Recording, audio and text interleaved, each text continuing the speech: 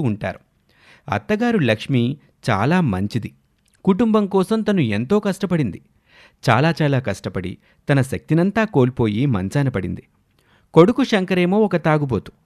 అతను కుటుంబం గురించి అసలు పట్టించుకునేవాడే కాదు. అసలు ఎప్పుడు ఎక్కడ ఉంటాడో ఎలా ఉంటాడో అతనికే తెలీదు. ఇంటికొస్తే విజయ భోజనం పెడుతుంది, లేదంటే లేదు. తను ఎన్నోసార్లు ఏడుస్తూ అతనితో మొత్తుకొని చెప్పినా అతను మాత్రం మారడు.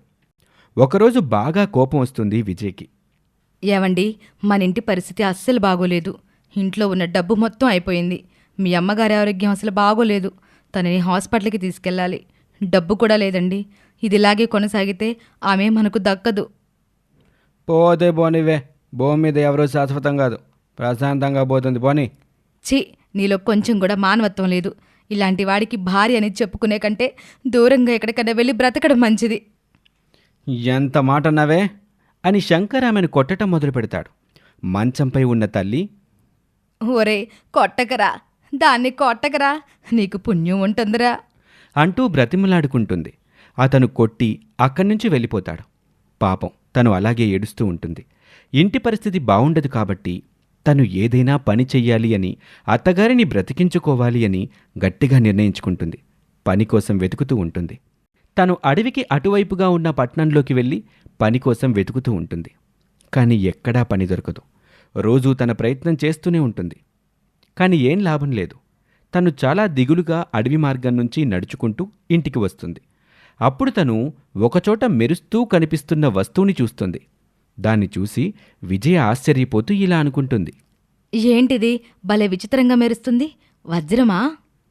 అని దాన్ని తీసుకుంటుంది విజయ. తీసుకున్న వెంటనే అక్కడ ఒక చెట్టు మొలుస్తుంది. ఆ చెట్టు నిండా లిప్స్టిక్స్ ఉంటాయి. ఇదేంటి, చెట్టు నిండా లిప్స్టిక్లున్నాయి? చాలా విచిత్రంగా ఉందే. అలా చూస్తూ ఉంటుంది విజయ.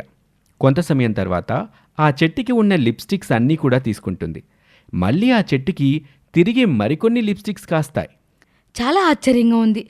నేను చూస్తున్నంత నిజమేనా అసలు? ఎలా సాధ్యం? అని విజయ ఆశ్చర్యపోతూ ఆ చెట్టుకున్న లిప్స్టిక్లు మొత్తం తీసుకుంటుంది. అవన్నీ తీసుకొని హడావిడిగా పట్నంలో ఉన్న షాప్కి వెళ్ళి వాటిని చాలా తక్కువ ధరకి అమ్మేస్తూ ఉంటుంది. అలా వచ్చిన డబ్బుతో ఇల్లు గడుపుతూ అత్తగారికి కావాల్సిన మందులు తీసుకుంటూ ఉంటుంది. కొన్ని రోజులు గడుస్తాయి. ప్రతిరోజు కూడా ఆ చెట్టు దగ్గరికి వెళ్ళటం, ఆ చెట్టిచ్చే లిప్స్టిక్లు తీసుకొని పట్నానికి వెళ్ళటం, ఇదంతా రోజు జరుగుతూనే ఉంటుంది. కానీ ఆ లిప్స్టిక్ మాయ ఏంటో అర్థం కాదు విజయ్కి. ఇలా ఉంటే విజయ్కి ఒకరోజు ఒక ఆలోచన వస్తుంది. ఈ లిప్స్టిక్ని భూమిలో పెడితే చెట్లొస్తాయేమో, ఒకసారి ప్రయత్నించి చూడాలి అని విజయ అనుకుంటుంది. కొన్ని లిప్స్టిక్లు తీసుకొని తన ఇంటి ముందు వేస్తుంది. కొన్ని రోజుల తర్వాత అవి పెద్ద పెద్ద చెట్లుగా మారి లిప్స్టిక్ పంటనిస్తుంది.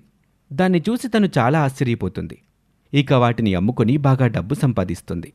ఆ డబ్బుతో అత్తగారికి వైద్యం చేయిస్తుంది. మంచి పెద్ద ఇంటిని ఏర్పాటు చేస్తుంది. చాలా సంతోషంగా సాగిపోతూ ఉంటుంది వారి జీవితం. కానీ ఆ లిప్స్టిక్ యొక్క అసలు రహస్యం మాత్రం తెలీదు. ఇలాగే రోజులు గడుస్తూ ఉంటాయి. అక్కడ అంత జరుగుతున్నా విజయకి లక్ష్మికి ఒక్కటే దిగులు. కొడుకు అసలు ఇంటివైపు రావటం లేదు అని. ఎక్కడికి వెళ్ళాడో ఏంటో ఆచూకీ తెలియకపోవటంతో కంగారు పడుతూ ఉంటారు.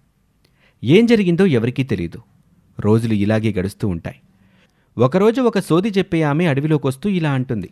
సోది చెప్తానమ్మ సోది, జరిగింది చెబుతాను, జరగబోయేది చెబుతాను, కష్టము నష్టము చెబుతాను, సుఖదుఖాల గురించి చెబుతాను, మనసులో మాట చెబుతాను అంటూ అరుస్తూ వెళ్తుంది. ఆ మాట విన్న అత్తాకోడలిద్దరూ కూడా బయటకొస్తారు. ఓ సోది చెప్పే అమ్మాయి, ఇలారా అని పిలుస్తారు. ఆమె అక్కడికి వెళ్తుంది.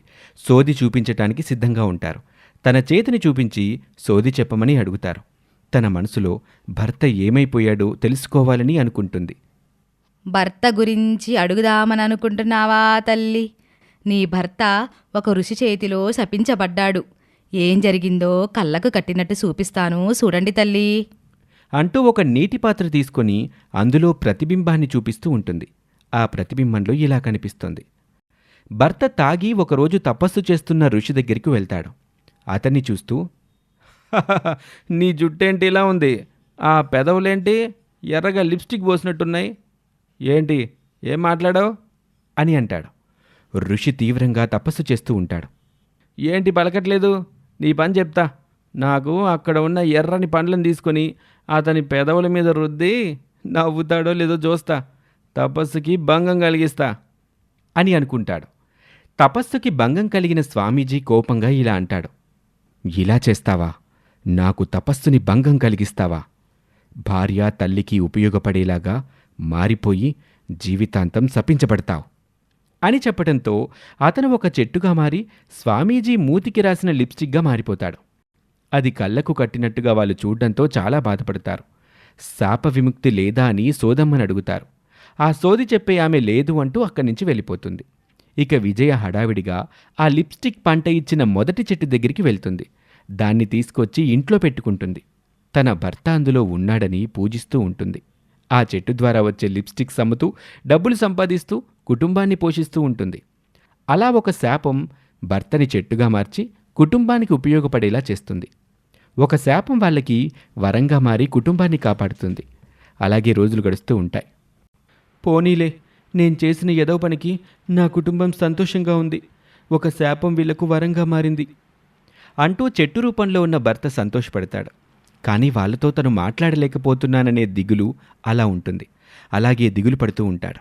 ఆ దిగులుతో శాప విముక్తి పొంది మామూలు మనిషిగా మారతాడు. భార్య తల్లి ఇద్దరూ అతన్ని చూసి సంతోషపడతారు. రోజులు అలాగే గడుస్తాయి. అతను పూర్తిగా మారిపోవటంతో తల్లి భార్య ఇద్దరూ సంతోషపడుతూ ఆ స్వామీజీకి కృతజ్ఞతలు చెప్పుకుంటారు. ఇంకా వాళ్ళ దగ్గర ఉన్న డబ్బుతో వ్యాపారం చేసుకుంటూ సంతోషంగా జీవిస్తూ ఉంటారు. ఈ స్టోరీ మీకు నచ్చితే మా ఛానల్ని వెంటనే సబ్స్క్రైబ్ చేసుకోండి. Thank you for watching.